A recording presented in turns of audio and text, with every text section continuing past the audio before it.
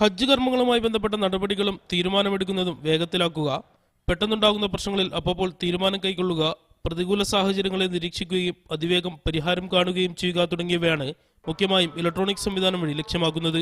24 മണിക്കൂറും പ്രവർത്തിക്കുന്ന കേന്ദ്രം മക്ക, മദീന എന്നിവിടങ്ങളിലെ തീർത്ഥാടക സേവന കേന്ദ്രങ്ങളുമായി ബന്ധിപ്പിക്കും. ഹജ്ജ്, ഉംറ തീർത്ഥാടനവുമായി ബന്ധപ്പെട്ട എല്ലാ സേവന വിഭാഗങ്ങൾക്കും പുതിയ സംവിധാനം വഴി തീർത്ഥാടകർക്ക് മികച്ച സേവനം ലഭ്യമാക്കാൻ കഴിയുമെന്ന് മന്ത്രി പറഞ്ഞു. ഈ വർഷത്തെ ഹജ്ജുമായി ബന്ധപ്പെട്ട മുഴുവൻ നടപടിക്രമങ്ങളും വേഗത്തിലും കുറ്റമറ്റതുമാക്കാൻ ഇലക്ട്രോണിക് സംവിധാനം സഹായകരമാവും. ഈ വർഷത്തെ ഹജ്ജ് സേവനത്തിനായി ദക്ഷിണേഷ്യൻ മുത്തവീഫ് സ്ഥാപനങ്ങൾ സമർപ്പിച്ച പദ്ധതിക്ക് മന്ത്രി ഡോക്ടർ മുഹമ്മദ് ബന്ദൻ അംഗീകാരം നൽകി.